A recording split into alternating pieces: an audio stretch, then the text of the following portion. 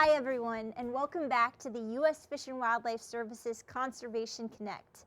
Today we're at the National Conservation Training Center, but we're down in the Archives Museum. As you can see behind me, we have a lot of wildlife.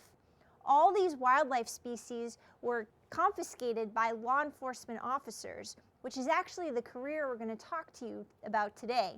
Now, just like police officers, they have to uphold the law.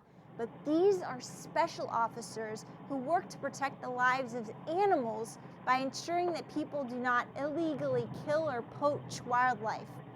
All types of wildlife, including threatened and endangered species and migratory birds.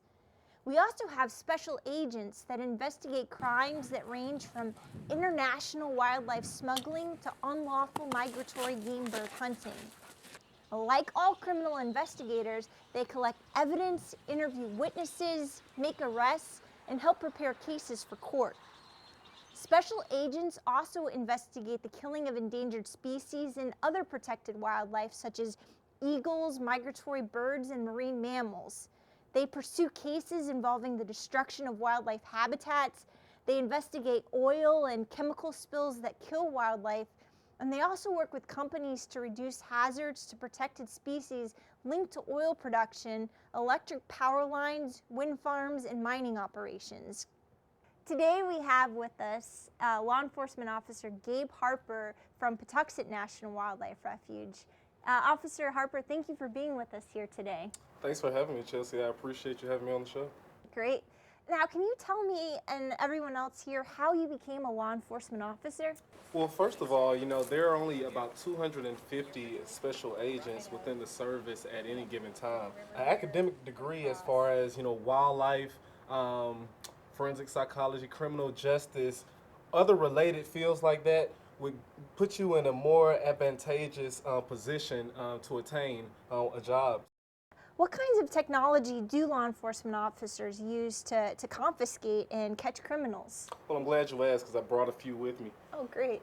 First of all, we have this game cam. I like to call this guy my extra set of eyes. What I would do, I would set this up in a problem area, and then I can take pictures and photographs, and then I can come back and analyze the photos and then see, what's really going on out there. So this little guy right here, I can put out one or I can put out about 20. It just depends. Great. I have this, and I have my hot shot shell checker. Now, what's significant about this guy is when we have hunters that go out and they would possibly shoot waterfowl or different things like that, I can test the shells and see, what type of ammunition they're using. If they're using lead, that might poison some of the birds like this bald eagle right here, and we definitely don't want that. So just dropping that in right there, I can tell just like that. That's amazing. Lastly, we do a lot of surveillance in my line of work. You have to be able to see what's going on. Binos work good, but when you're working at night, you gotta have some night vision goggles. You can check those guys out and surveillance the area and see exactly what's going on out there. So these items like this help me do my job a little bit better. So one of the cool things about our job is that we get to patrol in different regions. From the snowy areas and mountains to, Virginia Beach, where you have all the coastal lines. And in that avenue, you would use an ATV. Sometimes I would be on a boat, and then you have some officers that have their own horse.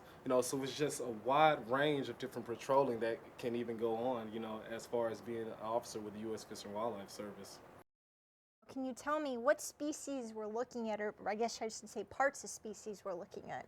Well, first of all, you see a lot of ivory right here, but it's actually three. This table is carved from some ivory, and you can just imagine how many animals were used just to construct this one table, and this is happening, every day.